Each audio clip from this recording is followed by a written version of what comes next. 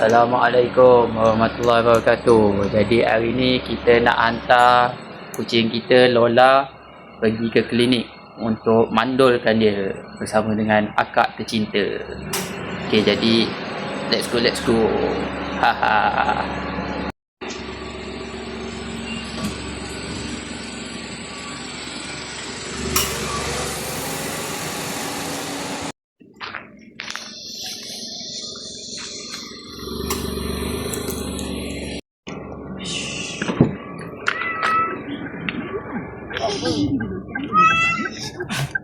Vlog. Diam ah.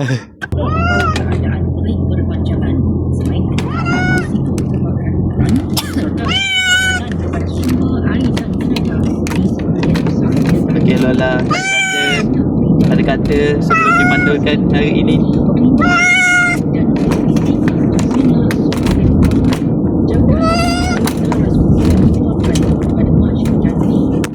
Jadi ini Lola sebelum dimandulkan.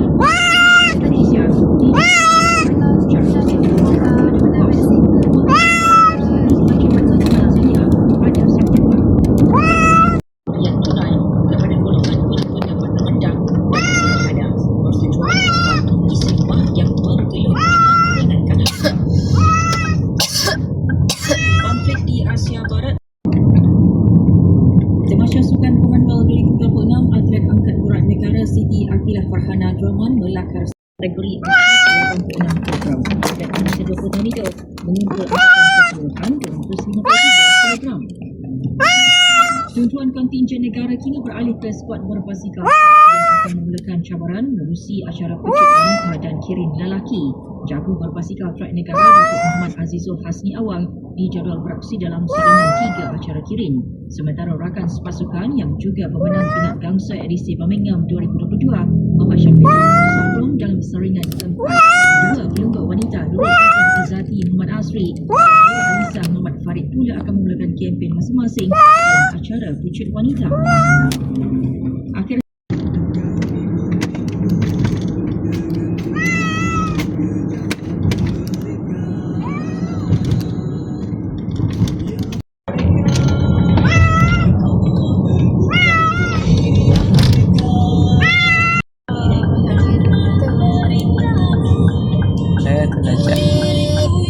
Akhirnya kita akan pakai bawa di sana sayang. Okey, jadi kita dah sampai. Itu bukan kucing dia, ni kucing dia. Okey, tadi sepanjang perjalanan bertemankan suara dia je daripada radio. Okey, apa klinik haiwan LB. Klinik LB.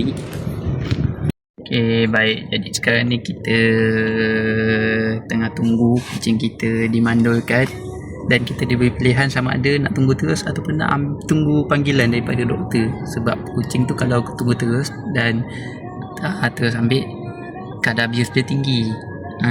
Jadi kita serahkan pilihan ini kepada doktor, bakal doktor vet Nur Aliana. This is Lola. Tak salah bahasa Inggeris. Ini Lola selepas dimandulkan.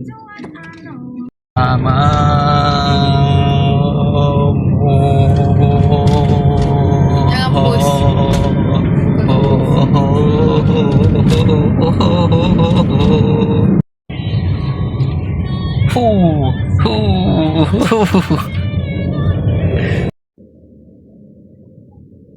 Assalamualaikum. Weki. Mana ada tangan, kaki lah.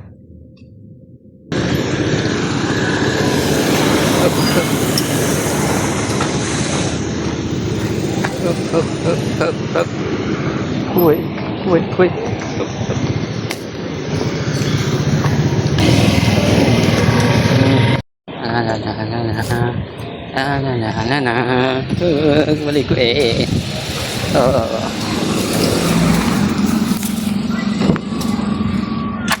Jadi banyaknya, alhamdulillah.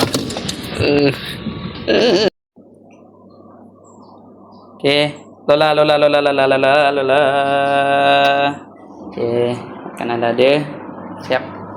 Okey, macam pedak. Okey, ni si gemuk ni saya buat nak keluar.